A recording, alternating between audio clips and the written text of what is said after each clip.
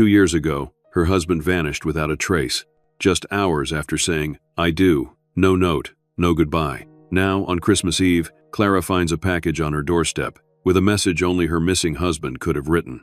Clara's fingers trembled against the smooth paper of the mysterious gift. Her breath caught in her throat as she read the card again. For Clara, he remembers your star. Only Russell knew. On their third date, under a canopy of impossibly bright stars in Joshua Tree National Park, she'd confessed a secret, whimsical wish to own a first edition of Antoine de Saint-Exupéry's The Little Prince, but specifically, the rare 1943 Reinl Hitchcock English edition, with the author's original watercolor illustrations. She'd only ever seen one, under glass, at a museum exhibition years ago. "Why that book?" Russell had asked, his face silvered by starlight. "It's about loneliness and connection," she'd explained, "finding meaning in a vast, empty universe. Plus the illustrations, there's something so pure about them." Russell had squeezed her hand and whispered, "One day, little stargazer, one day." They'd never discussed it again. It had been a moment of vulnerability, sharing a dream so personal and impractical that she'd almost been embarrassed afterward. But Russell hadn't laughed. He'd understood. Now, 2 years after he'd vanished, someone had sent her a package with a message only Russell would know. Clara carefully set the package on her coffee table, staring at it as if it might suddenly animate and speak. She picked up her phone, hesitated, then called Detective Ramos, the lead investigator on Russell's case. "Ramos," he answered, his voice carrying the weighted fatigue of a man who'd seen too much. "Detective, it's Clara Archer." A pause. "Mrs. Archer, it's been a while. I received something today. Something connected to Russell." As she spoke, the initial spark of hope that had flared in her chest began to dim. Described aloud, it sounded thin, circumstantial. "I'll send someone to pick it up," Ramos said. "Don't open it yet." But Clara couldn't wait. Even as she agreed to Ramos's request, her fingers were already working at the wrapping paper. "Of course, I'll wait." She hung up and immediately returned to the package, her heart hammering against her ribs. The paper fell away, revealing a burgundy cloth-covered box. With trembling hands, she lifted the lid. Inside, nestled in cream-colored tissue, was the book. Not just any copy of The Little Prince, the 1943 Reinl Hitchcock edition. Pristine, impossible to find, worth thousands. Clara lifted it carefully, reverently, from its nest. She opened the cover, and a small piece of paper fluttered out. Another note in that same elegant handwriting. "The prince never truly leaves his rose." A cold dread, sharp as an icicle, pierced through her lingering grief. This wasn't a belated romantic gesture from a man who'd had a change of heart. This felt calculated, sinister. The doorbell rang, and Clara jumped, nearly dropping the precious book. It would be the officer Ramos had sent. She returned the book to its box and went to answer the door. Officer Jimenez was young, her uniform crisp, her expression professionally neutral as Clara explained again about the package and its significance. "So this book, it's rare?" Jimenez asked, making notes. "Extremely. Only 525 copies were printed in this first English edition. They sell for upwards of $25,000 when they come up for auction, which is almost never." Jimenez's eyebrows rose slightly. "And you're certain no one else knew about your wish to own this book?" Clara hesitated. "I'm not certain of anything anymore, but I never mentioned it to anyone but Russell. It was a private moment between us." The officer bagged the book, the box, and the wrapping paper. "We'll check for fingerprints and trace evidence. Detective Ramos said he'd follow up with you tomorrow." After Jimenez left, Clara sat alone in her apartment. The immediate, desperate desire that Russell was alive and trying to contact her was quickly choked by a wave of nausea. If he was alive, why this elaborate, cruel silence for 2 years? Clara spent Christmas Day in a fugue state, the book, now in police custody, feeling like a lead weight in her thoughts. The police, when she called again, were sympathetic but stymied. "Mrs. Archer," Ramos said gently over the phone, "we've checked the courier service. The package was paid for in cash, dropped off at a shipping center in Vermont. The security footage shows someone in a hat and coat, face never visible to the cameras." "Vermont?" Clara repeated. "Russell mentioned his family was from New England somewhere. We pursued that angle 2 years ago," Ramos reminded her. "No record of any Archer family matching his description in the Northeast. No property records, no tax records, nothing." Clara closed her eyes, remembering how little she'd actually known about Russell's background. She had never pressed, respecting his apparent desire for distance. "What if he used a different name?" she asked suddenly. "What if Archer wasn't his family's real name?" There was a pause on the line. "That's possible," but without more to go on, Clara made a decision. Thank you for your help, Detective. Please let me know if you find anything on the package. Mrs. Archer, Ramos said, his tone cautious. I understand this has brought everything back to the surface for you, but please don't get your hopes up, and be careful. After hanging up, Clara opened her laptop and searched for private investigators in her area. She was reignited with a terrifying new purpose. If the police couldn't help, she would find someone who could. Her search led her to Marcus Thorne, a grizzled ex-detective known for his tenacity with cold cases. His website was basic but direct. When the trail goes cold, Thorne finds the fire. She called the number and was surprised when Thorne himself answered. Thorne Investigations. Mr. Thorne, my name is Clara Archer. My husband disappeared 2 years ago, and I'd like to hire you to find him. There was a pause. Missing persons isn't usually my specialty, Mrs. Archer. The police have done all they can, Clara finished. But something's happened, something new, and I need someone who can look deeper, someone who won't dismiss me. Another pause. Come by the office tomorrow, 2 o'clock. Bring whatever you have on your husband's disappearance. The next day, Clara sat across from Marcus Thorne in his small, cluttered office. He was older than she'd expected, maybe in his early 60s, with salt and pepper hair and the weathered face of someone who'd seen too much of human nature's darker side. She told him everything, their whirlwind romance, his disappearance, and now, the mysterious gift. She handed him a folder containing copies of the police reports, photos of Russell, and printouts of the little personal information she had about him. He was an architectural historian? Thorne asked, scanning the sparse file. Yes, specializing in pre-industrial vernacular structures, old barns, meeting houses, that sort of thing. And you said his family was from New England, but estranged? Clara nodded. That's what he told me. He didn't talk about them much, just said they were old-fashioned and that he'd left that life behind. Thorne made a note. Old-fashioned could mean a lot of things. Religious? Wealthy conservatives? Something else? I don't know, Clara admitted. I never pressed. He seemed pained when the subject came up, so I let it drop. And you were married how long before he disappeared? Less than 24 hours, Clara said, the familiar ache returning. He was gone the next morning. Thorne's expression didn't change, but something in his eyes shifted. That's unusual. Most men who get cold feet do it before the ceremony, not after. He flipped through the photos of Russell, tall, lean, with an academic's thoughtful eyes and a surprising, dimpled smile. Good-looking guy. Charismatic? Very, Clara confirmed. He could make anyone feel like the most interesting person in the room, yet minimal digital footprint, vague background, Thorne mused. Did he have friends? Colleagues? Clara frowned. A few. Most were more acquaintances than close friends. His department chair at the university, a couple of fellow researchers.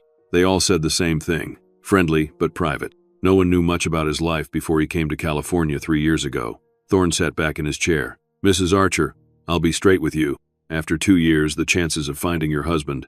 I know the statistics, Clara interrupted. I'm not naive. But this book, it's a message. Someone knows where Russell is, or what happened to him.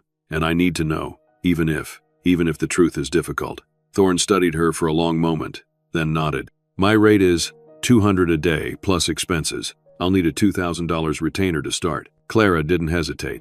I'll write you a check right now. 3 weeks passed. January brought rain to Southern California. Clara checked in with Thorne regularly, but progress was slow. Clara tried to focus on her work. She was a curator at a small art museum, but her mind constantly circled back to the book, to the message. He remembers your star. The police had returned the book to her after finding no usable fingerprints or other evidence. It now sat on her shelf, a beautiful enigma that drew her gaze whenever she was home. One evening, as rain pattered against her windows, Clara carefully took the book down and opened it again. She turned the pages slowly, admiring Saint-Exupéry's delicate watercolors, looking for, what? A hidden message? A clue? There was nothing obvious, nothing inserted between the pages. But as she returned to the beginning, something about the end paper caught her eye. Was that a slight discoloration in the corner? She held the book closer to her lamp, examining the cream-colored paper.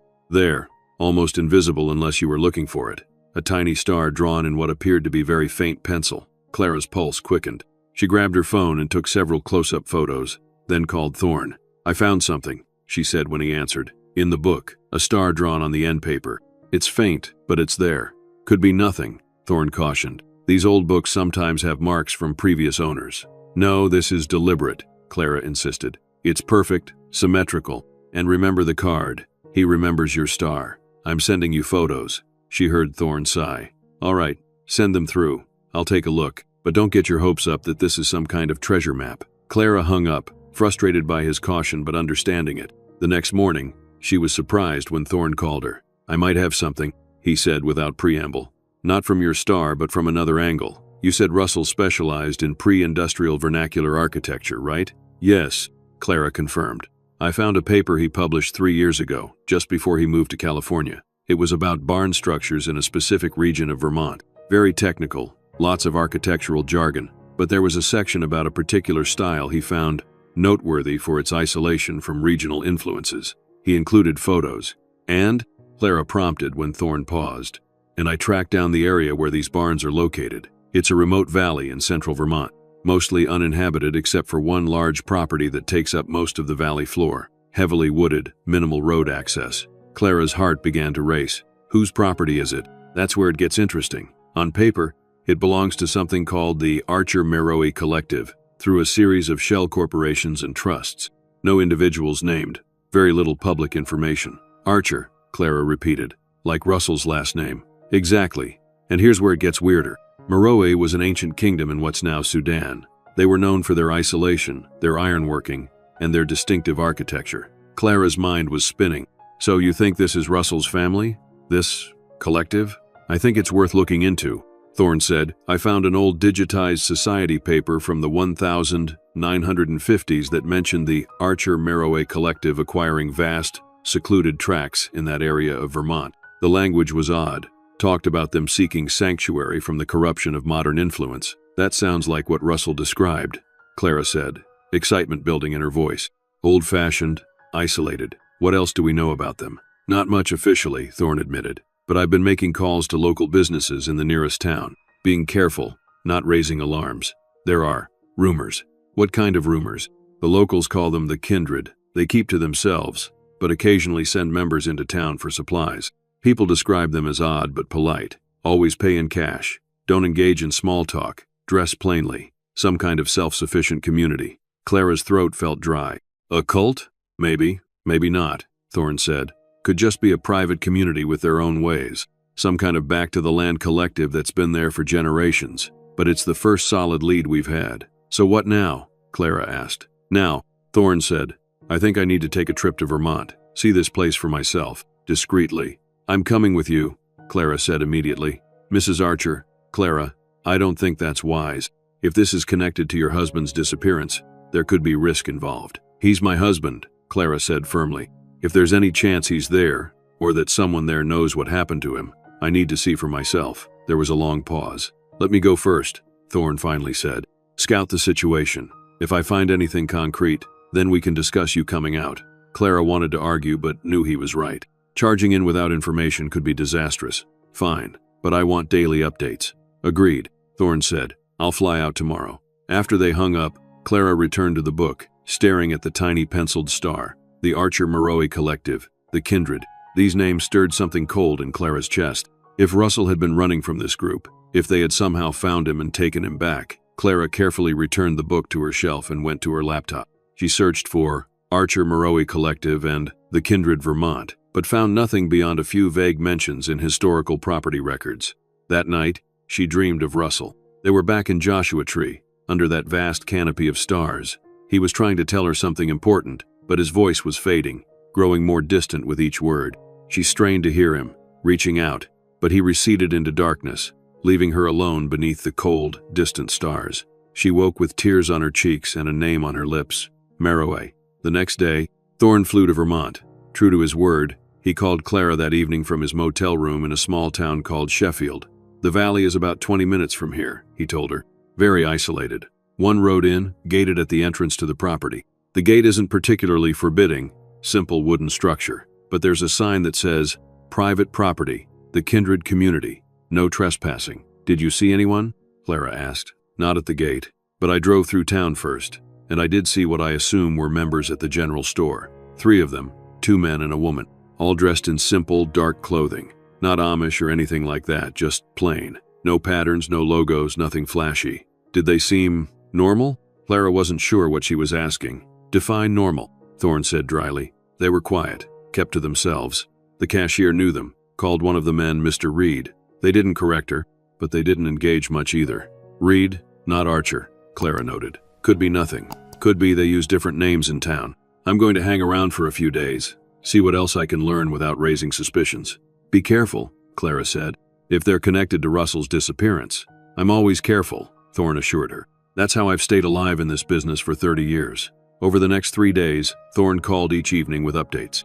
He'd learned little more about the Kindred, despite careful inquiries around town. People knew of them, but not about them. I'm going to try a different approach, Thorne told Clara on the 4th evening. There's a ridge overlooking part of their property.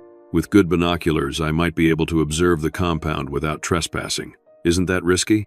Clara asked. Less risky than trying to go through the gate. I'll be careful. Stay on public land. Keep my distance. The next day passed without word from Thorne. Clara tried calling several times, but each call went straight to voicemail. By evening, she was frantic with worry. She was about to call the local police when her phone finally rang. Thorne, where have you been? I've been worried sick. Sorry, he said, his voice strained. No cell service up on that ridge. I hiked out there at dawn, spent the day observing, only just got back to town. And? Clara prompted. Did you see anything? There was a long pause. I saw buildings, a cluster of them in a clearing. Looks like a small village. Simple structures, but well maintained. Gardens, some livestock, and I saw people moving around. What kind of people? Clara asked, her heart hammering. Another pause. People dressed like those I saw in town. Simple, dark clothing, moving with purpose. They seem organized, disciplined. Not like a hippie commune, more like, I don't know, something else. Did you see Russell? Clara could barely form the question. Clara, Thorne said, his voice suddenly gentle. I need you to prepare yourself. Clara sank onto her couch, knees suddenly weak. Tell me. I can't be 100% certain at that distance, even with good binoculars, but I saw a man who matched Russell's general description. Tall, lean build, similar hair color. Was it him? Clara pressed. Possibly, Thorne said carefully. The man I saw was thinner than in your photos. His posture was different, stiffer, more formal, but the resemblance was strong. Clara closed her eyes, trying to process this information. I need to go there, she said. I need to see for myself. Clara, wait, Thorne cautioned. There's more. The man I saw, he wasn't alone. There was a woman with him, older, maybe in her 50s. She stayed close to him, had her hand on his arm. Not affectionately, more like a guide or a minder. What are you saying? I'm saying that if that was Russell, he didn't look like a man there by choice. His movements were mechanical, his expression vacant. Everyone I observed moved with this strange, synchronized calm, but he especially seemed not fully present. A chill ran through Clara. You think he's being held against his will? I don't know, Thorne admitted. It could be medication, could be some kind of conditioning or programming, could be nothing. Maybe it wasn't even him, but something about that place feels off. Very off. All the more reason for me to come, Clara insisted. I'll fly out tomorrow, Thorne sighed. I figured you'd say that. All right, but we do this carefully. No confrontations. We observe only. And if I say we leave, we leave. Understood? Understood, Clara agreed, already opening her laptop to book a flight. Text me the motel information. I'll be there tomorrow evening. The flight to Vermont was interminable. Clara stared out the window at the clouds below, her mind cycling through scenarios, possibilities, fears. By the time she landed in Burlington and rented a car for the drive to Sheffield, she was exhausted from the emotional cyclone. Thorne was waiting for her in the parking lot of the Sheffield Inn, a small, dated motel that was the town's only accommodation. His weathered face looked even more lined with fatigue. Any changes? Clara asked as soon as she approached him. Nothing significant, Thorne replied. I went back to the observation point this morning. Similar patterns of movement. Couldn't spot the man who resembles Russell today, but visibility wasn't great. Cloudy, some fog in the valley. Clara nodded, scanning the quiet main street of Sheffield. A few locals were visible, going about their evening routines. Did they have any idea what might be happening just a few miles away? I got you a room, Thorne continued, handing her a key. We should talk inside. Best not to draw attention. Once in her small, dated room, floral bedspreads, wood paneling, the lingering smell of old cigarettes despite the no smoking sign, Clara sat on the edge of the bed while Thorne took the room's single chair. Tell me everything, she said. From the beginning, Thorne pulled out a small notebook. The Archer Meroe Collective acquired this land in 1953, according to county records. The purchase was made through a trust, no individual names listed. Over the years, they've added to their holdings. They now own approximately 200 acres, most of it wooded, with a central clearing where the compound is located. "And what exactly is in this compound?" Clara asked. "From what I could observe, about a dozen structures. One larger central building could be a meeting hall or communal dining area. Several smaller buildings that are likely residences. Gardens, a few animal pens, goats, chickens, self-sufficient setup. There's also what appears to be a forge or metalworking shop. Smoke from that area, the sound of hammering." "Metalworking," Clara repeated. "You mentioned Meroe was known for ironworking." "Yes. Could be they're maintaining that tradition. Hard to tell from a distance what they're producing." "And the people? How many?" "I counted approximately 30 individuals during my observations. Various ages, though notably few children. They move about with purpose, tending gardens, caring for animals, working in what might be craft areas. There's a rhythm to it, almost like choreography. Organized, efficient." Clara tried to picture it, this isolated community with their ordered movements and plain clothing. "And you're sure about the man you saw?" Thorne's expression softened slightly. "Clara, I can't be certain, but there was a strong resemblance, and something about the way the older woman stayed with him, guided him. It stood out as different from other interactions I observed." Clara nodded, swallowing against the tightness in her throat. "I need to see for myself." "Tomorrow," Thorne said firmly. "It's too late today, and the hike up to the observation point is treacherous in the dark. We'll go at dawn." Clara wanted to argue but knew he was right. "Fine, dawn. Try to get some sleep," Thorne advised, standing to leave. "And Clara, prepare yourself for any outcome. Even if we do confirm that's Russell, extracting him from that situation, if he's there against his will, won't be simple." After Thorne left, Clara lay on the lumpy motel bed, staring at the ceiling. Sleep seemed impossible. She was too close now, too filled with questions and hope and dread. She pulled out her phone and looked at her favorite photo of Russell. His face was tilted up toward the night sky, profile illuminated by moonlight, a slight smile playing at his lips. He had looked so free in that moment, so genuinely happy. Had it all been an act? Clara must have eventually drifted off, because she woke with a start to a soft knocking at her door. Disoriented, she checked her phone. 5:30 a.m. Thorne. She opened the door to find him already dressed for hiking, a small backpack over his shoulder. "Ready?" he asked. 20 minutes later, they were driving out of town in Thorne's rental car. The sky was just beginning to lighten, a pale gray blue that promised a clear day. They drove in silence, Clara watching as the town gave way to forests and scattered farms. Thorne eventually turned onto a narrow dirt road, driving about a mile before pulling over near a trailhead. "We hike from here," he said, "about 40 minutes up to a ridge that overlooks the valley. We'll stay on public land, but we'll have a view of much of the compound." The hike was challenging, steep in places, the trail faint and obviously seldom used. Clara was grateful for the hiking boots she'd packed on impulse. As they climbed, her anticipation grew, along with a sense of foreboding. Finally, they crested a rise and Thorne gestured for her to get down. They crawled the last few yards to the edge of the ridge, where a natural formation of rocks provided both a vantage point and cover. Thorne handed Clara his binoculars. "There!" The clearing below. Clara adjusted the focus and gasped softly. Spread out below was exactly what Thorne had described, a small village of simple buildings arranged in a rough circle around a central structure.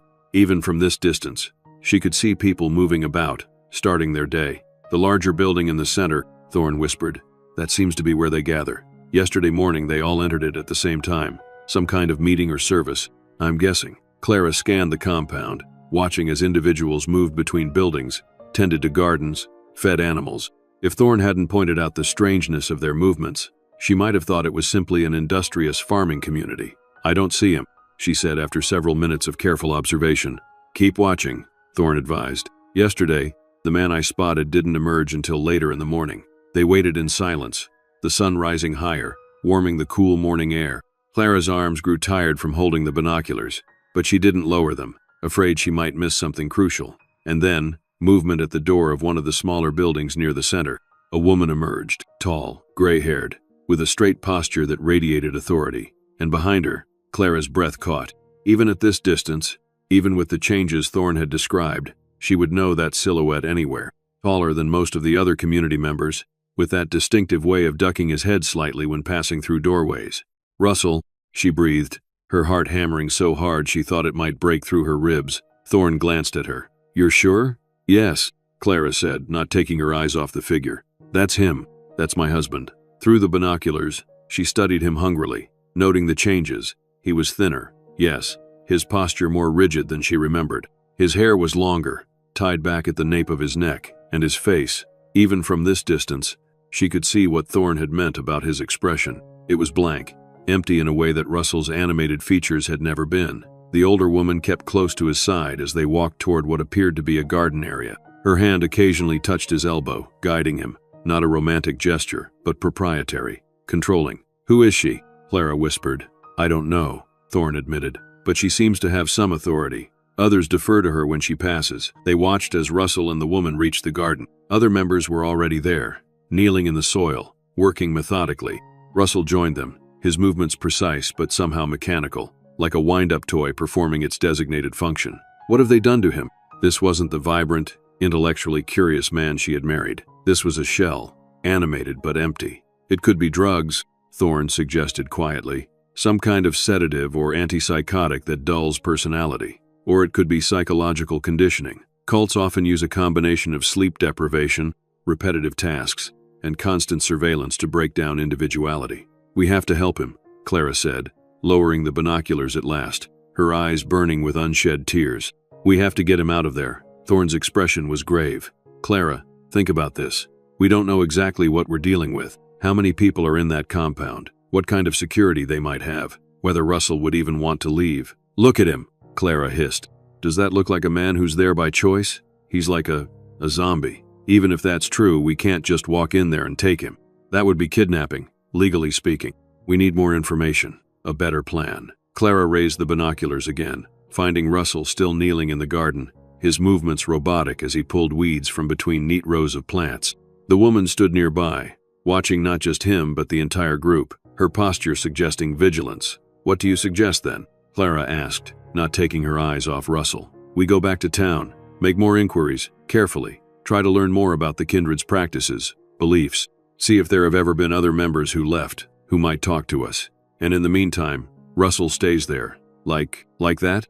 The thought was unbearable. "He's been there for 2 years already," Thorne pointed out gently. "A few more days won't make a difference, and rushing in unprepared could make things worse." Clara knew he was right, but every fiber of her being screamed against leaving Russell in that place for even one more minute. "All right," she conceded. "We'll go back, but I want to stay a bit longer. Watch him, please." Thorne nodded. "We can stay another hour.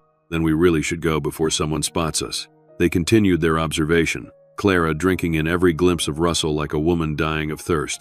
He worked steadily in the garden, never looking up, never speaking to the others working alongside him. Occasionally, the gray-haired woman would approach, say something to him that made him nod, and then move on to check on others. "We should go," Thorne said after they'd been watching for nearly an hour. "We've confirmed he's there. Now we need to figure out next steps." Reluctantly, Clara lowered the binoculars and handed them back to Thorne. They retreated carefully from the ridge, making their way back down the trail in silence, each lost in thought. Back in the car, Clara finally spoke. "The book, do you think they sent it?" "The kindred?" Thorne considered this as he navigated the dirt road back toward town. "It seems likely. They would have access to Russell's memories, his knowledge of your conversation about the Little Prince. The question is why." "A test," Clara suggested, "to see if I was still looking for him, if I remembered our connection." "Possibly," Thorne agreed. "Or a warning, a way of letting you know they're aware of you, aware of what matters to you." Clara shuddered. "But why now? After 2 years? That I don't know. Something must have changed. Maybe Russell mentioned you recently, or perhaps they've become aware of some external threat to their isolation." They drove the rest of the way in silence, Clara's mind racing with possibilities, none of them comforting. Seeing Russell in that state, alive but somehow absent, was almost worse than not knowing his fate. "I'll make some inquiries in town. Maybe someone who's had dealings with them beyond the general store." "What should I do?" Clara asked, hating the feeling of helplessness. "Stay here for now. If you're seen asking questions, it might get back to them. Sheffield is a small town. People notice strangers." Thorne returned to the motel late that afternoon, his expression grim. "What did you find out?" Clara asked immediately. He sat heavily in the chair. "Not much, directly. People here are friendly but close-mouthed about the kindred. It's like there's an unspoken agreement not to discuss them beyond superficial observations." "But?" Clara prompted, sensing there was more. "But I did find someone who was willing to talk, off the record. The bartender at the local tavern. His cousin apparently worked as a delivery driver for the hardware store about 15 years ago, made regular deliveries to the kindred's gate. And according to this cousin, there was an incident. He was making a delivery when he saw a young man, maybe 18, 19, running from the compound, being chased by several others. They caught him near the gate, subdued him. Clara's blood ran cold. Subdued how? The cousin wasn't specific. Said the young man was taken back into the compound. He reported it to the local sheriff at the time, but nothing came of it. The sheriff spoke to someone from the kindred who said it was a family matter, a troubled young man who needed care. Without evidence of a crime, the sheriff couldn't do anything. So they've done this before, Clara said quietly. Kept people against their will. It's one account, secondhand, from 15 years ago, Thorne cautioned. But yes, it suggests a pattern of controlling members who try to leave. Clara moved to the window, looking out at the quiet street of Sheffield. Such a normal-looking town. While just miles away, people were essentially imprisoned in a compound cut off from the world. What about Russell? She asked. How do we help him? Thorne sighed. That's where it gets complicated. Legally, we have no standing. Russell is an adult, without evidence that he's being held against his will, evidence that would stand up in court. We can't simply remove him. But we saw him, Clara protested. He's clearly not himself. What we saw was a man who appears subdued, possibly medicated or psychologically conditioned, but proving that to the satisfaction of law enforcement, getting them to take action against a reclusive but otherwise law-abiding community. That's a high bar. Clara turned back to face him. So what, we just leave him there? Accept that he's gone? No, Thorne said firmly. We keep gathering information, build a stronger case, maybe find a way to communicate with Russell directly, assess his mental state. How? Clara demanded. We can't exactly walk up to the gate and ask to speak with him. Before Thorne could respond, Clara's phone rang. She glanced at the screen. Unknown number. Hello? She answered cautiously. Mrs. Archer? An unfamiliar female voice. This is Elaine at the Sheffield post office. I have a package here for you. Clara frowned. A package? But how? I just arrived in town yesterday. It was dropped off this morning, the woman explained. Addressed to Clara Archer, care of Sheffield Inn. Since we know everyone's staying at the inn, there's only 3 rooms. I figured I'd call rather than send our delivery person over. Clara's heart raced. Who? Who left the package? One of the kindred, the postmistress said, lowering her voice slightly. The older woman, I think some folks call her Mother Reed. She doesn't come into town often. Mother Reed, the gray-haired woman who had been with Russell that morning. I'll come pick it up, Clara said, her voice surprisingly steady despite her internal panic. Where are you located? After getting directions and hanging up, Clara relayed the conversation to Thorne. They know we're here, she concluded. They must have spotted us on the ridge this morning. Thorne's expression darkened. That's concerning. If they're aware we're watching them, they might move Russell, hide him somewhere else. Or worse, Clara said, voicing the fear that had immediately gripped her. Let's not jump to conclusions, Thorne advised. Let's go get this package, see what it is. It could be a message, some kind of communication. The Sheffield post office was a small brick building on the main street, just a few doors down from the general store. A bell jingled as they entered, and an older woman looked up from behind the counter. Mrs. Archer? She asked, and when Clara nodded, she reached beneath the counter. Here you go. Curious thing, getting a package when you've only just arrived. Clara took the small parcel, about the size of her palm, wrapped in brown paper and tied with string. Simple, old-fashioned. Thank you. Did the person who left it say anything? The postmistress frowned slightly. Not really. Just that it was important you receive it. They're not big talkers, the kindred. Clara nodded her thanks and left quickly, Thorne following close behind. They walked in silence back to the inn, both eyeing the package with a mixture of curiosity and dread. Once back in Clara's room, she set the package on the bed, staring at it. Should I open it? She asked. It's addressed to you, Thorne pointed out, and it might contain information we need. Clara took a deep breath and carefully untied the string, then unwrapped the brown paper. Inside was a small velvet box, the kind that might hold jewelry. With trembling fingers, she opened it. Inside lay Russell's wedding ring, the same one he had left on the nightstand the morning he vanished. Oh my God, Clara whispered, her hand flying to her mouth. But there was something else in the box. A small, folded note. Clara carefully extracted it and opened it. The same elegant, unfamiliar handwriting from the book's card. Some stars are not meant to be shared. He belongs to the constellation. The words sent a chill through Clara's body. It's a threat, she said, handing the note to Thorne. They're telling me to stop looking, that he belongs to them. Thorne read the note, his expression grim. Yes, and they're making sure you know they're aware of you, aware of your connection to Russell. Clara picked up the ring, running her finger over the smooth platinum band. What now? She asked, closing her hand around the ring. feeling its solidity, its reality. Thorne sighed heavily. Now we need to be extremely careful. This confirms several things. They know we're here, they know who you are, and they consider Russell their property. And they know about the stars, about Joshua Tree, Clara added. That was our private moment.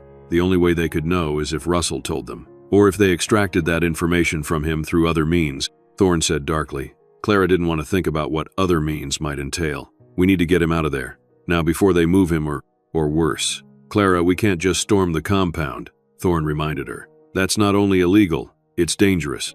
We don't know how many people are in there, whether they're armed, what kind of resistance they might offer. So we just give up? Clara challenged, anger rising to replace her fear. No, Thorne said firmly. We take this evidence to the authorities.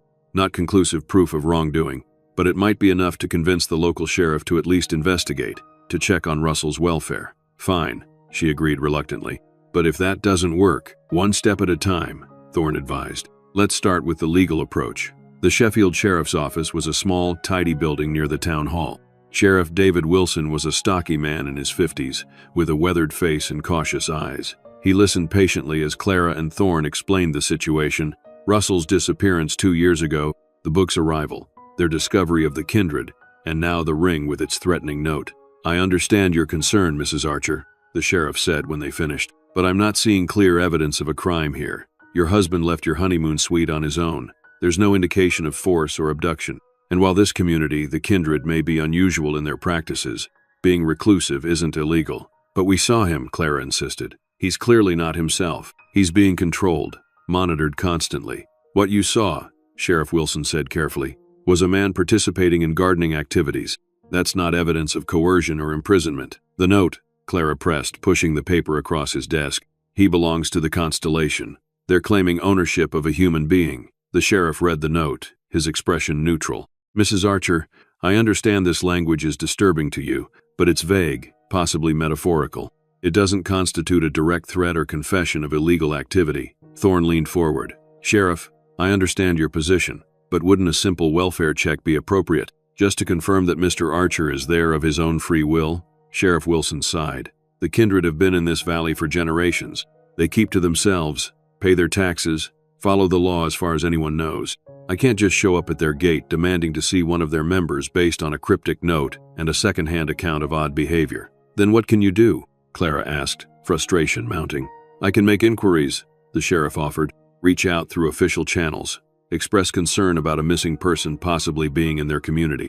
But without a warrant, I can't enter their property against their wishes, and without evidence of a crime, I can't get a warrant. It was exactly as Thorne had predicted. The legal system had its limits when dealing with isolated, secretive communities. How long will these inquiries take? Clara asked. A few days at least, Sheriff Wilson admitted. I'll need to go through proper channels. Clara stood abruptly. We don't have a few days. They know we're here, watching them. They might move Russell, hide him somewhere else.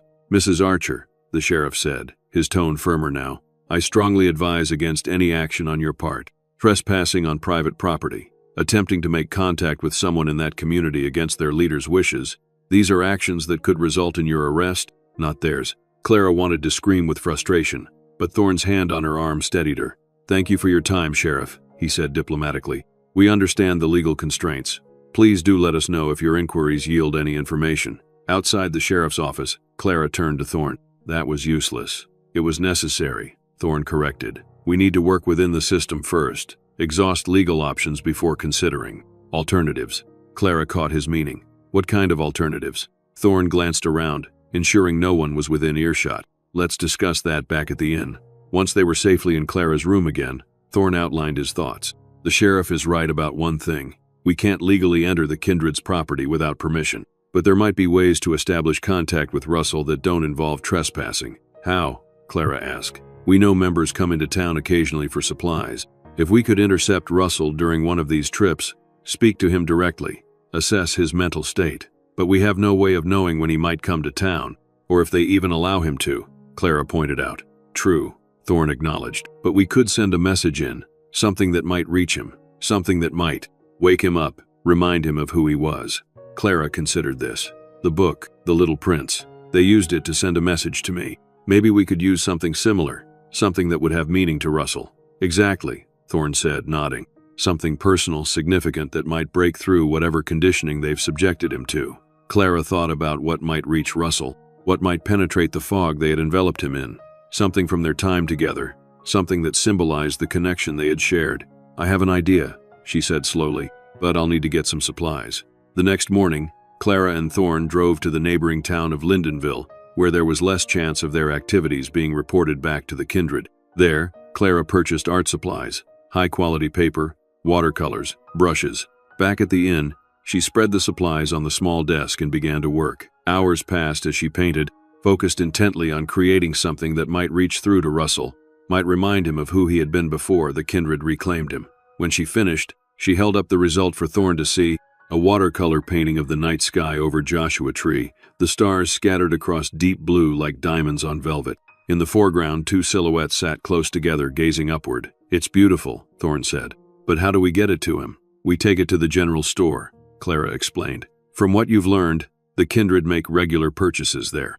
We leave it with the shopkeeper. Ask her to pass it along next time any of them come in." "That's actually not a bad plan," Thorne admitted. "Low risk, potential high reward if it reaches him. Though there's no guarantee whoever comes to the store will give it to Russell. It's worth trying," Clara insisted. "It's not illegal, and it's better than doing nothing while the sheriff makes his inquiries." They drove back into Sheffield and parked near the general store. Clara had rolled the painting carefully and placed it in a simple cardboard tube. She'd attached a note that read simply, "For Russell Archer, from Clara." The general store was quiet when they entered, just the proprietor, a friendly-looking woman in her 60s, arranging items on a shelf. "Good morning," she greeted them. "Passing through?" "Actually," Clara said, approaching the counter, "I was hoping you could help me with something." The woman, her name tag read Margaret, tilted her head curiously. "I'll certainly try." Clara placed the tube on the counter. "I need to get this to someone in the kindred community. I was told they shop here regularly." Margaret's expression shifted subtly, a wariness entering her eyes. "They do come in, yes, every week or so for supplies they don't produce themselves. But I don't know if I can." "Please," Clara said, letting her desperation show. "It's important. It's for my husband." Margaret's eyebrows rose. "Your husband is with the kindred?" "Yes," Clara said, deciding that the simple truth was best. "He joined them 2 years ago. I just want him to know I'm thinking of him."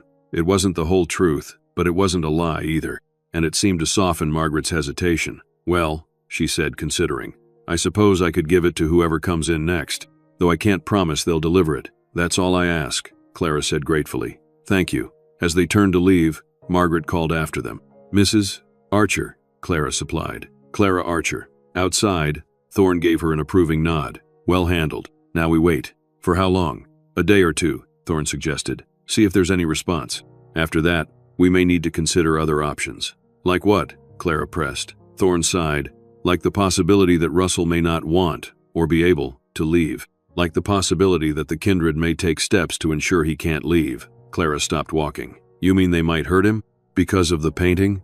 "I'm saying we need to be prepared for various outcomes," Thorne said carefully. "The kindred have gone to considerable lengths to reclaim Russell, to keep him isolated. They clearly view him as their property. People who think that way can be dangerous when they feel threatened." The thought sent ice through Clara's veins. "What have I done?" she whispered. "You've tried to help someone you love," Thorne said firmly. "There's no shame in that. But now we need to be strategic, careful. We need to consider what happens if Russell can't or won't leave with us, even if we establish contact." Clara nodded, swallowing against the fear rising in her throat. "So we wait." "We wait," Thorne confirmed, "and we prepare for whatever comes next." The rest of the day passed in agonizing slowness. Clara alternated between pacing her motel room and sitting by the window. Thorne checked in periodically, bringing food she barely touched and updates that contained no real news. The sheriff had made his official inquiry to the kindred but had received no response yet. No one from the community had been spotted in town since they'd left the painting at the general store. As evening fell, casting long shadows across the motel parking lot, Clara's phone rang. Unknown number. "Hello?" she answered tentatively. "Mrs. Archer?" A woman's voice, vaguely familiar. "This is Margaret, from the general store." Clara sat up straighter. "Yes?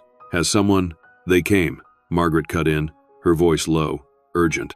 "About an hour ago. A man and that older woman, Mother Reed, some call her. They saw the package. She asked who it was for, and when I told her, Mrs. Archer, she took it. Said she'd make sure it got to the right person, but the way she looked—" "What?" Clara pressed. How did she look? Angry, Margaret said simply. Very angry. And the man with her? Not your husband. Someone else. He looked frightened of her. Mrs. Archer, I don't think your painting is going to reach your husband, and I'm worried that by asking me to deliver it, you might have put yourself in danger. Clara's heart sank. Thank you for telling me, Margaret. Did they say anything else? No, Margaret replied. But they left quickly after that. And Mrs. Archer? They bought rope, a lot of it, and some other things that worried me. What things? Clara asked, her mouth dry. Padlocks, heavy ones, and those zip tie things, the plastic restraints. Clara closed her eyes, trying to push away the images those items conjured. Thank you, Margaret. I appreciate the warning. After hanging up, she immediately called Thorne and relayed the conversation. This is concerning, he said, his voice grave. If they're purchasing restraints, they may be planning to secure Russell more thoroughly, perhaps move him to a more isolated location within the compound. Or worse, Clara said, voicing her deepest fear. Let's not jump to conclusions, Thorne advised, but I think we need to accelerate our timeline. If the sheriff won't act quickly, we may need to take more direct action. What kind of action? I'm thinking we need to get closer to the compound, try to establish visual contact with Russell again, assess the situation. When? Clara asked. Tonight, Thorne said decisively, under cover of darkness. We won't enter the property, but we'll get as close as we legally can. See if there's any unusual activity. It was a risk, but the alternative, waiting while the kindred potentially moved or further restrained Russell, was unacceptable. I'll be ready, Clara said. Night fell over Sheffield, the small town quieting as businesses closed and residents retreated to their homes. In her motel room, Clara dressed in dark clothing as Thorne had instructed, black jeans, a navy sweater, sturdy boots. She pulled her hair back into a tight ponytail and smeared a bit of dark eyeshadow on her cheekbones as improvised camouflage.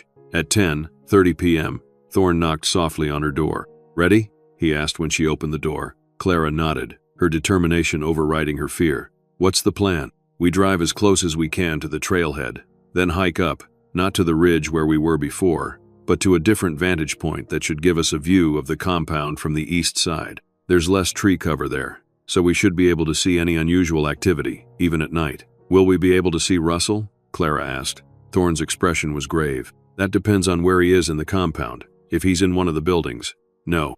But if there's any activity outside, and given the supplies they purchased today, there might be. We could get lucky. They drove in silence, Thorne taking a different route than before, approaching the area from another direction. We walk from here, he said quietly. Stay close, follow my lead, and step where I step. We need to move silently. The hike was more challenging in darkness, even with the small red-filtered flashlight Thorne occasionally used to check their path. The terrain was steep, rocky in places, with tangled underbrush that caught at their clothing. Clara's heart pounded, not just from exertion but from anticipation and fear. After about 40 minutes of difficult hiking, Thorne held up a hand, signaling her to stop. They had reached a small clearing near the edge of a cliff that overlooked the valley from a different angle than their previous observation point. From here, we should be able to see the eastern side of the compound, Thorne whispered, pulling binoculars from his backpack, including what looks like a storage building or workshop area. Clara crouched beside him, peering down into the valley. The compound was visible as a collection of dark shapes against the slightly lighter ground, with a few windows emitting a soft, yellow glow. It was late, nearly midnight, but apparently, some members of the kindred were still active. Thorne handed her the binoculars, and she adjusted them, focusing on the lighted windows. Most seemed to be in the central building, where several figures moved back and forth, their silhouettes occasionally visible through curtains. There, Thorne whispered, pointing to a smaller structure set slightly apart from the others. That building wasn't lit up when we observed earlier. Looks like some kind of activity there now. Clara shifted her view to the indicated building. It was indeed illuminated now, with what appeared to be lantern light rather than electric lighting. The door opened, and several figures emerged. 4 people, moving purposefully. She caught her breath as one of them came into clearer view. Even in the dim light, even at this distance, she recognized Russell's tall form. But something was wrong. He was being led, or rather half-carried, by 2 other men, his movements jerky and uncoordinated. Something's happening, she whispered urgently to Thorne. Russell, he looks drugged or something. They're taking him somewhere. Thorne took the binoculars, focusing intently. You're right. He appears sedated or restrained in some way. They're moving him to that larger building near the center. Mother Reed is with them. Clara felt panic rising in her chest. We have to do something. They're going to hurt him, or move him somewhere we can't find him. Clara, wait, Thorne cautioned, grabbing her arm as she instinctively started to rise.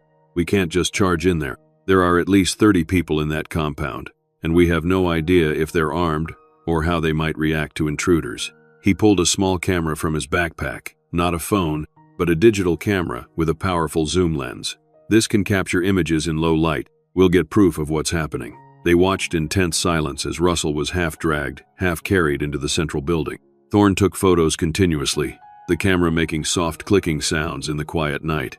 What do you think they're doing? Clara whispered. I don't know, Thorne admitted. But given what they purchased today, restraints, padlocks, they may be securing him more thoroughly, perhaps in response to our presence in town, to the painting you tried to send in. They continued their observation for nearly an hour, but there was no further activity visible from their vantage point. All the figures had disappeared into the central building, and though lights remained on, no silhouettes could be seen through the curtained windows. We should go, Thorne finally said. We have some evidence now, and staying longer increases our risk of being discovered. They made their way back down the trail in silence, each lost in their own thoughts. By the time they reached the car, it was past 1 a.m., and Clara's muscles ached from tension as much as exertion. Now we take these photos to the sheriff, he said. Show him that Russell appears to be in distress, possibly being moved or restrained against his will. It might be enough to convince him to take immediate action. Back at the motel, they reviewed the photos Thorne had taken. Despite the darkness and distance, several clearly showed Russell being supported, or restrained, by two other men. His posture slumped, his movements unnatural. Mother Reed was visible in some, directing the activity with authoritative gestures. These are good, Clara said, hope flickering in her chest. The sheriff has to see that something's wrong, that Russell isn't there voluntarily. Let's hope so, Thorne agreed. Get some rest. We'll go to his office first thing in the morning. But rest proved elusive for Clara. She lay on the lumpy motel bed, staring at the ceiling. What were they doing to him now? While she lay here, safe but helpless, she must have eventually drifted into a fitful sleep, because she woke with a start to knocking at her door. It was Thorne, already dressed and looking grim. We need to go. Now. What's happened? Clara asked, instantly alert. I just got a call from a contact in town. There was activity at the Kindred compound early this morning. Several vehicles left, heading north. Clara's blood ran cold. Russell? I don't know, Thorne admitted, but it's concerning. We need to get to the sheriff immediately. Clara dressed quickly, and they drove straight to the sheriff's office. Sheriff Wilson was just arriving himself, unlocking the front door when they pulled up. Sheriff, Thorne called, approaching rapidly. We need to speak with you, urgently. Wilson looked surprised but nodded. What's this about? Has there been a development? Several, Thorne said, placing his camera on the sheriff's desk and quickly explaining what they had observed the night before. He pulled up the photos, showing them to Wilson in sequence. And this morning, Thorne continued, multiple vehicles left the compound, heading north. We're concerned they may be moving Russell to another location, possibly to prevent any contact or investigation. The sheriff studied the photos with a frown. I see a man being assisted by others. That's not necessarily evidence of wrongdoing. He could be ill, injured. Sheriff, Clara cut in, frustration mounting. That's my husband. He vanished 2 years ago, on our honeymoon. Now we find him in this isolated compound, clearly not himself, possibly drugged, being moved in the middle of the night after they purchased restraints and padlocks. How much more evidence do you need that something is very wrong here? Wilson sighed, rubbing his chin. Mrs. Archer, I understand your concern, but the Kindred have been here for generations without causing trouble. Clear evidence of a crime. This is the evidence, Clara exclaimed, pointing at the photos. And if you don't act quickly, they'll move him somewhere else, somewhere we can't find him. The sheriff was silent for a moment, considering. Finally, he nodded. All right, I'll go out there this morning. Conduct a welfare check. Asked to speak with Mr. Archer directly. It wasn't everything Clara had hoped for, but it was a start.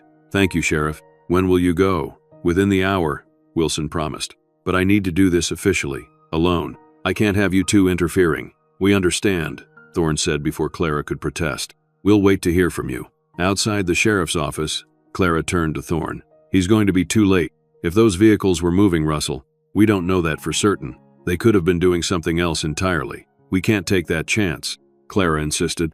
We need to get back to the compound, see if Russell is still there. Thorne hesitated, then nodded.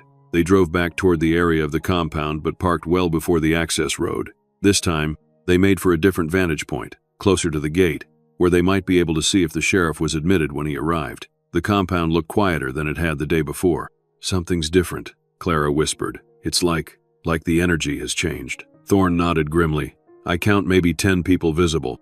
Yesterday there were 3 times that many. I think some of them did leave this morning." "Russell?" Clara asked, her voice catching. "No way to tell from here," Thorne admitted. "We'd need to get closer, see inside the buildings." They waited in tense silence, watching the compound. After about 40 minutes, the sheriff's patrol car appeared on the access road, approaching the wooden gate that marked the entrance to the Kindred's property. The car stopped, and Sheriff Wilson emerged, adjusting his hat before walking to the gate. He pressed what appeared to be an intercom button and waited. After a long moment, a figure emerged from one of the buildings, the tall, gray-haired woman they recognized as Mother Reed. She approached the gate with unhurried steps, her posture straight, emanating authority even from a distance. Clara and Thorne were too far away to hear the conversation, but they could see the body language, Wilson speaking, gesturing occasionally. Mother Reed mostly still, occasionally shaking her head. The exchange lasted perhaps 5 minutes before Mother Reed turned and walked back toward the central building. "Is she getting Russell?" Clara whispered hopefully. "Maybe," Thorne said. "Or maybe she's just continuing the conversation inside, away from prying eyes." They watched as Mother Reed disappeared into the building. Sheriff Wilson remained at the gate, occasionally checking his watch. 10 minutes passed. 15. Finally, Mother Reed emerged again, accompanied by a man, but not Russell. This was an older man with a full beard, dressed in the same simple, dark clothing all the Kindred seemed to favor. Again, Clara and Thorne could not hear the exchange, but they could see the sheriff becoming more animated, gesturing more emphatically. The bearded man remained calm, occasionally nodding or shaking his head. At one point he handed something to Wilson, papers of some kind. "What's happening?" Clara murmured. "I'm not sure," Thorne replied, "but it doesn't look like they're going to let the sheriff in or produce Russell." After another few minutes of conversation, Wilson returned to his patrol car, the papers in hand. He sat there for a moment, appearing to read them, then started the engine and drove away. "He's leaving?" Clara hissed, incredulous. "Without seeing Russell? Without even entering the compound? They must have given him some kind of documentation," Thorne theorized. "Something that satisfied his immediate concerns, or at least gave him pause. We need to know what those papers were," Clara said, "and we need to know if Russell is still in there." They retreated from their observation point and made their way back to where they had parked the car. "Let's go straight to the sheriff's office," she suggested. "Find out what happened, what those papers were." Thorne nodded in agreement, and they drove directly to the small brick building in the center of Sheffield. Sheriff Wilson was at his desk, studying the documents they had seen him receive at the compound. He looked up as they entered, his expression unreadable. "I figured you two would be back soon." "What happened?" Clara demanded. "Why didn't you insist on seeing Russell?" Wilson sighed, gesturing to the chairs across from his desk. "You might want to sit down for this." Clara remained standing. "Just tell me, is Russell still there?" "What did they say?" The sheriff picked up one of the documents. "According to the Kindred, specifically Elder Thomas Reed, Russell Archer returned to their community voluntarily 2 years ago, after what they describe as a brief period of exploration in the outside world." "That's a lie," Clara exclaimed. "He disappeared from our honeymoon suite without a word. If he was leaving voluntarily, why not leave a note? Why abandon his wedding ring?" "They have an explanation for that too," Wilson continued. "They claim that Russell, or Elias, as they call him, was struggling with his decision, felt guilty about hurting you, and couldn't face a direct goodbye." "Elias," Clara repeated, the unfamiliar name feeling wrong on her tongue. "Apparently that's his birth name within the community," Wilson explained. "Russell was a name he adopted during they called it his wandering time." Clara shook her head in disbelief. "This is absurd. None of this explains why he appears drugged, why he was being physically moved by others last night, why they purchased restraints and padlocks." "I asked about that," Wilson said. "They claim Elias has been ill, suffering from seizures. The men you saw were helping him to the community's healing center. The restraints were for their greenhouse project, securing vines and young trees." "And you believe them?" Clara asked incredulously. "I have no evidence to contradict them," Wilson replied. "And they provided this." He handed over another document, a letter, handwritten on simple paper. Clara took it with trembling hands and read, "To whom it may concern, I, Elias Reed, known outside the community as Russell Archer, confirm that I have returned to the Kindred of my own free will. My time in the outside world, including my relationship with Clara, was a period of confusion for which I am now receiving healing and guidance. I ask that my privacy and my choice be respected. Elias Reed." At the bottom was a signature. It resembled Russell's handwriting, but something about it felt wrong to Clara. Too stiff, too formal, lacking the fluid ease of his usual script. "This isn't real," she said, her voice shaking. "This isn't Russell's choice. They're forcing him, controlling him somehow." "Mrs. Archer," the sheriff said gently, "without evidence of coercion, there's not much more I can do. They've offered to have Elias Russell call you directly in a few days, once he's stabilized from his recent illness." "A few days?" Clara repeated. "By then they could have moved him anywhere. Sheriff, please, you have to go back. Insist on seeing him in person, talking to him alone." Wilson spread his hands helplessly. "Without more to go on, I can't force the issue. They have rights too. Privacy, religious freedom, property rights. The court set a high bar for interfering with isolated religious communities." "So that's it?" Clara asked, her voice breaking. "We just give up? Accept their version of events?" "I didn't say that," Wilson replied. "I'll continue making inquiries. I've put in a call to the state police, asked them to check on those vehicles that left the compound this morning, and I've requested Russell's original missing person file from California to compare this signature with known samples of his handwriting." "Thank you for trying, Sheriff," Thorne said when Clara remained silent, struggling with her emotions. "Please let us know if you learn anything new." Outside, Clara finally broke down, tears streaming down her face. "They have him, Thorne. They have him, and they're going to keep him, and there's nothing we can do about it." Thorne guided her to a nearby bench, away from curious onlookers. "Clara, listen to me. This isn't over. We have more information now than we did before. We know Russell is, or at least was, in that compound. We know there's a connection between him and this elder Thomas Reed, possibly a family relationship. But they won't let us see him," Clara said, wiping at her tears. "They're just going to keep him isolated. Keep him. Whatever they've done to him. That empty shell we saw." Thorne was silent for a moment, considering. "We wait for the call." "What call?" "The one the sheriff mentioned. If they even allow the call," Clara pointed out, "and if they do, it will be monitored, controlled. He won't be able to speak freely." "Perhaps," Thorne agreed, "but there might be clues in what he says, how he says it, and it buys us time to explore other avenues." "What other avenues?"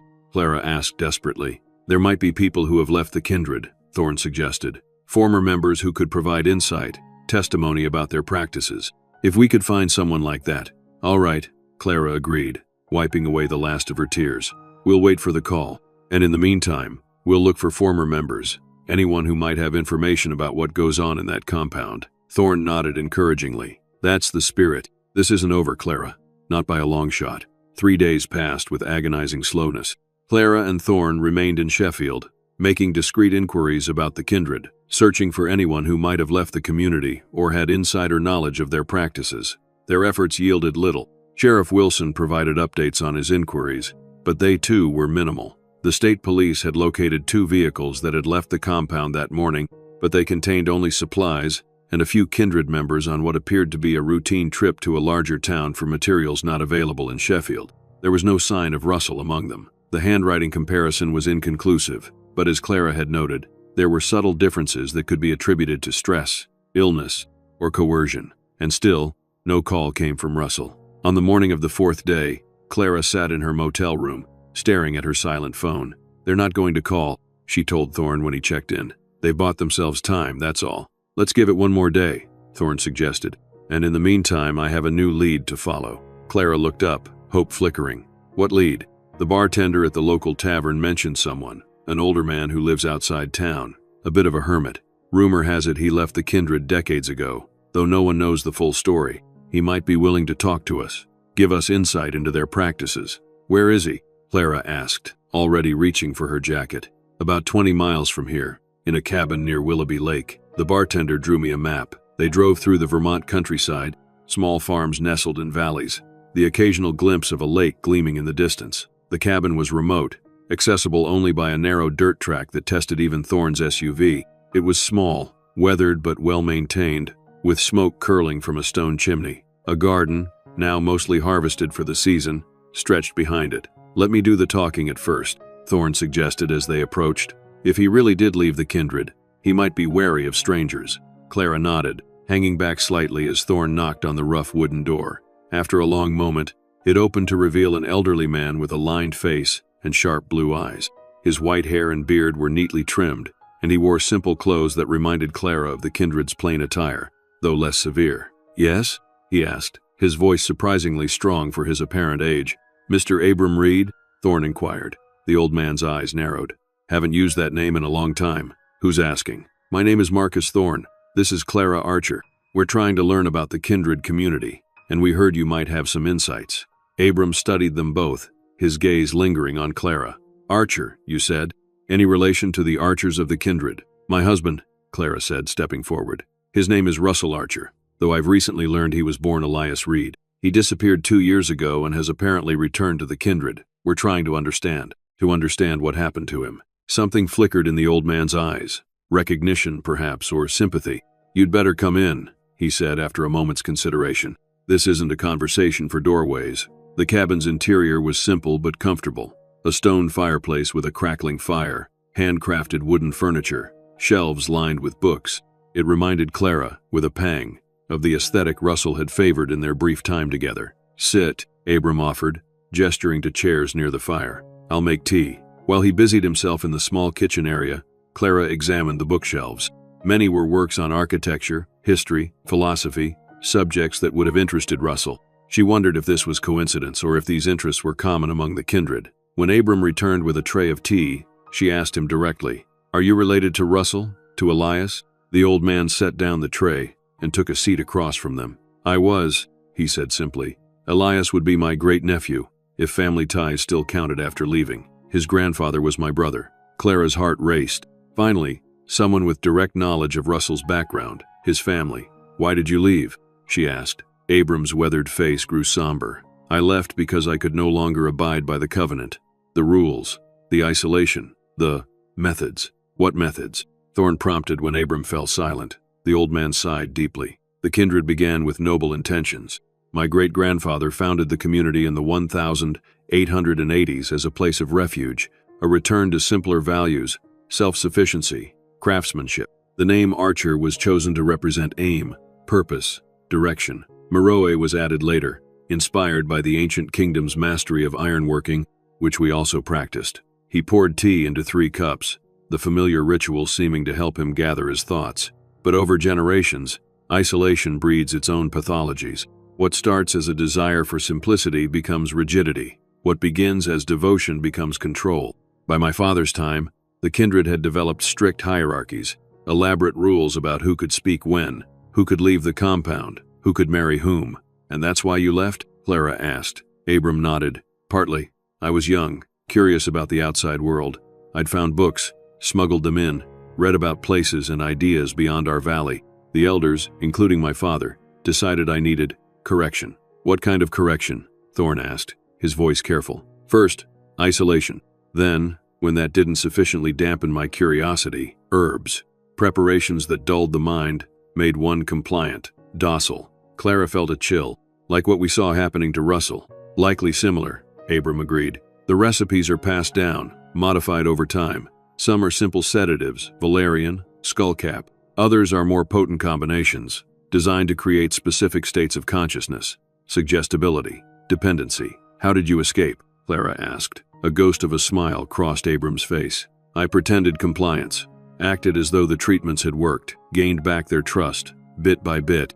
And then one night, I simply walked away. It was 1968. I was 23 years old. "And they didn't come after you?" Thorne asked, surprised. "Oh, they tried," Abram said. "For months, I'd spot them in towns where I was working, asking questions. But I kept moving, changed my name, eventually settled here, far enough away to be safe, but close enough to keep an eye on them, to help others who might leave." "Have there been others?" Clara asked eagerly. "Other people who left the kindred?" Abram's expression darkened. "A few, not many, and fewer still who left successfully. The kindred have evolved since my time. Their methods of control have become more sophisticated, and they're particularly determined to keep those born into the community from leaving." "Like Russell," Clara murmured. "Yes," Abram confirmed. "Those born into the kindred are considered sacred vessels, carriers of the pure bloodline. When one leaves, as Elias did, it's seen as a grave transgression, a wound in the community's body that must be healed. By bringing them back," Thorne concluded. "By any means necessary," Abram corrected grimly. "In the old days, that might have meant simply sending people to find them, to persuade them to return. Now, I've heard stories, abductions, drugs, Extended purification rituals that amount to brainwashing. Clara's hand flew to her mouth. That's what's happened to Russell, isn't it? They've brainwashed him. Abram regarded her with compassion.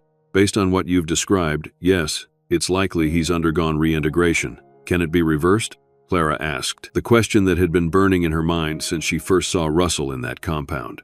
Abram was silent for a long moment, considering. It depends, he finally said, on how long he's been subjected to the treatments, on his own inner resistance, on whether there's still a core of his original self preserved somewhere inside. Some who leave the kindred never fully recover. Others, with time and support, find their way back to themselves. So there's hope, Clara said, clinging to this slender thread. There's always hope, Abram agreed. But there's also reality. The kindred will not easily surrender one of their own, especially not someone like Elias, who is likely considered a Reed by birth, part of the leading family. That woman, Clara remembered. Mother Reed. She seemed to be in charge of Russell, always with him. Abram nodded. That would be Margaret Reed, I imagine. My brother's daughter. Elias's aunt, or great-aunt perhaps. She would have been a child when I left, but even then, she showed signs of being a true believer, devoted to the community's strictest interpretations. And Thomas Reed? Clara asked, remembering the name from the sheriff's report. The elder who spoke with Sheriff Wilson. If he's still alive, that would be my brother. Abram said, something like grief flickering across his features. He would be very old now, in his 90s at least. The man we saw with Mother Reed at the gate was indeed elderly, Thorne confirmed. White beard, stooped but still commanding. Abram closed his eyes briefly. Thomas, still controlling the community after all these years. If he's Russell's grandfather, might he be sympathetic? Clara asked hopefully. Might he understand that Russell had found happiness outside? With me? Unlikely, Abram said bluntly. To Thomas, the outside world has always been a source of corruption, a threat to the purity of the kindred. If anything, he would see Elias's marriage to you as proof of that corruption, a bond that needed to be broken for Elias's salvation. Clara felt as though she'd been physically struck. So the book, the ring, those weren't from Russell directly. They were messages from the kindred. The book? Abram asked, curious. Clara explained about the rare edition of The Little Prince, the star drawn on the end paper, the note that had accompanied it. Abram listened intently, his expression growing more troubled. Yes, that fits their methods. Using intimate knowledge extracted from Elias to create a message that would resonate with you personally. He remembers your star, not I remember, but he, speaking of Elias in the third person, as if he were separate from his actions, his memories. And the second message, Clara continued. Some stars are not meant to be shared. He belongs to the constellation. That was with Russell's wedding ring. A warning, Abram said grimly. A clear statement of their claim on him. The constellation is the kindred, the community as a whole, bound together in a fixed pattern, unchanging. But why? Clara asked, anguish in her voice. Why send these things to me at all? Why not simply keep Russell hidden? Let me believe he had left me, vanished. Abram considered this. There could be several reasons. Perhaps Elias continued to speak of you, to remember your connection even through their treatments. Perhaps they wanted to test whether you were still looking for him, whether you posed a threat to their control. Or perhaps it was simply cruelty, a demonstration of their power. We have him. We know what matters to him, and by extension, to you. Clara shuddered, remembering the cold dread she had felt upon receiving the book. There must be something, Clara insisted, desperation in her voice. There is one possibility, Abram said slowly. A final option, though it may not be what you want to hear. Tell me, Clara demanded. Whatever it is, I need to know. Contact, Abram said simply. Direct, personal contact with Elias.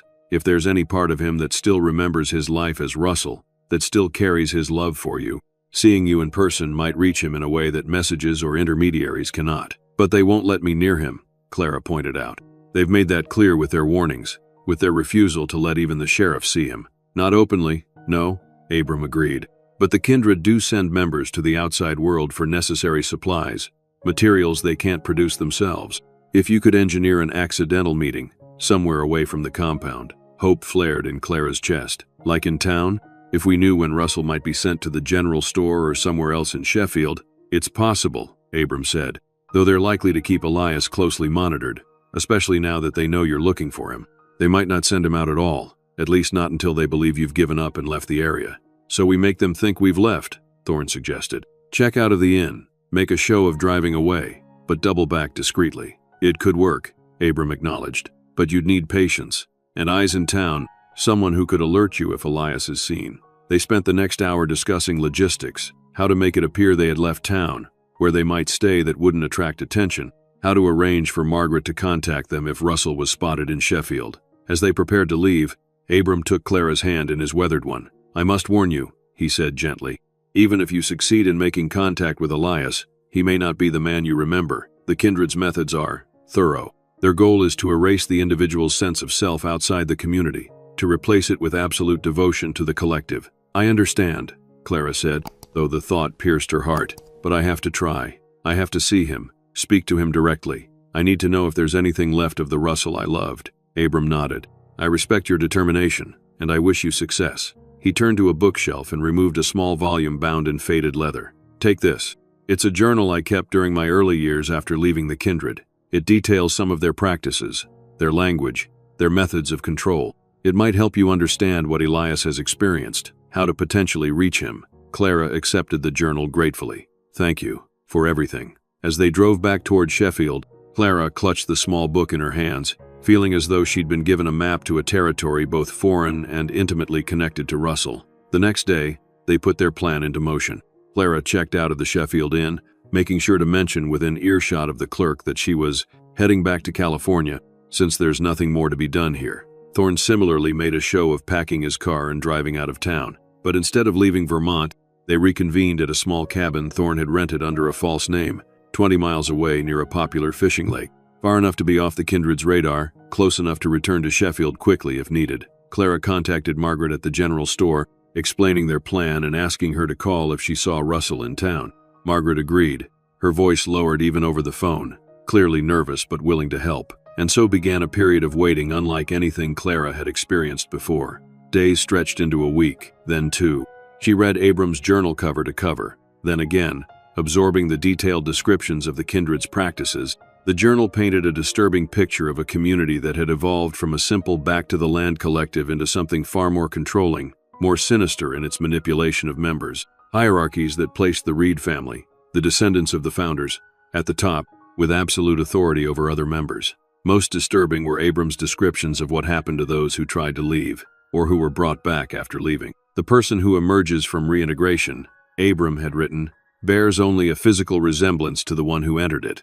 Their memories remain, but divorced from emotion, from connection, like books on a shelf that belong to someone else. Clara wept when she read those words, imagining Russell, vibrant, curious, loving Russell, reduced to an empty vessel, his memories of their love together, rendered hollow, meaningless. But she refused to give up hope.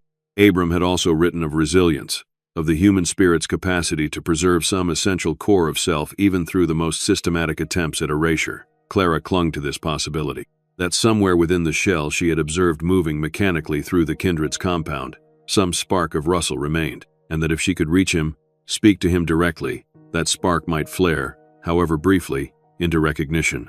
18 days after they had supposedly left Sheffield, Margaret called. "He's here," she said without preamble. "Your husband, with two others, Mother Reed and a younger man.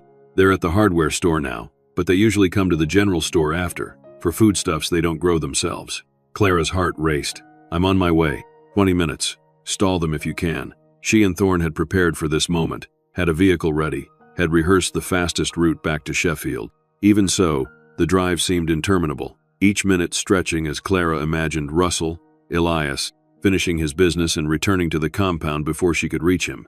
They parked a block away from the general store, and Clara quickly checked her appearance in the visor mirror. She had deliberately dressed simply today, in muted colors not unlike those favored by the Kindred, her hair pulled back in a plain style. Nothing that would immediately mark her as an outsider, as a threat. "Remember," Thorne cautioned as they prepared to separate, "the goal is a brief, direct interaction. Don't try to convince him to leave. Don't make accusations against the Kindred. Just try to connect, to see if there's recognition." Clara nodded, her throat too tight for words. This might be her only chance to reach Russell, to see if anything of the man she loved remained beneath the vacant exterior she had glimpsed at the compound. Thorne headed toward the hardware store to monitor the situation from a distance, while Clara made her way to the general store. Through the window, she could see Margaret behind the counter, alone in the shop. No sign yet of Russell or his companions. The bell jingled as Clara entered, and Margaret looked up, relief washing over her face. "They're still at the hardware store," she whispered as Clara approached the counter. "Thank you," Clara said fervently. For everything. I'll try to engage Mother Reed, Margaret offered. Ask her about their apple harvest or something. Might give you a moment with your husband. Clara positioned herself near a display of local honey, pretending to examine the jars while keeping a clear view of the door. Her heart hammered so loudly she was sure it must be audible in the quiet store. 5 minutes passed. 10. Had they changed their routine? Gone back to the compound without stopping here? And then the bell jingled. Mother Reed entered first, her tall figure commanding attention even in the simple setting of the country store. Behind her came a younger man, perhaps in his 30s, with the same deliberate movements Clara had observed in all the kindred, and then Russell. Even prepared, even having seen him through binoculars at the compound, the shock of his appearance hit Clara anew. He was thinner, yes, his face more angular than she remembered, but it was his eyes that broke her heart, flat, empty, without the spark of curiosity and warmth that had defined him. He moved with the same mechanical precision she had observed before, following Mother Reed like a shadow, his gaze rarely lifting from the floor. Margaret, true to her word, immediately engaged Mother Reed in conversation. Mrs. Reed, just the person I wanted to see. I was wondering about your apple harvest this year. We have a few local varieties I thought might interest you. As the older woman was drawn into conversation, Clara moved carefully, positioning herself near where Russell stood, slightly apart from the others, his posture rigid, awaiting direction. Her heart pounding so hard she thought it might burst from her chest, Clara stepped directly into his line of sight. Russell, she said softly, just his name, nothing more. His eyes lifted, met hers, and for a moment, a fraction of a second, there was nothing, no recognition, no change in his vacant expression. And then something flickered, a tiny shift, a momentary focus. It's me, Clara, she continued, keeping her voice low, steady despite the emotion threatening to overwhelm her. From Joshua Tree, the stars, remember? His brow furrowed slightly, the first genuine expression she had seen on his face. His lips parted, as if to speak, but no sound emerged. I received the book, Clara pressed, sensing she had only moments before Mother Reed noticed their interaction. The Little Prince. And your ring. I've been looking for you, Russell, for 2 years. He began, his voice rusty, as if seldom used. I am not. Russell is not my name.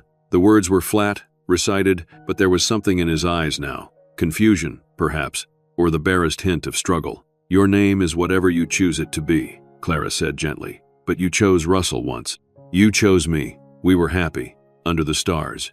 Remember? For a heartbeat, something profound shifted in his expression. Clara, he whispered, just her name. But in that one word was confirmation that something of Russell remained, buried beneath layers of conditioning but not entirely erased. And then Mother Reed was there, inserting herself between them with remarkable speed for a woman of her age. Elias, she said sharply, we are finished here.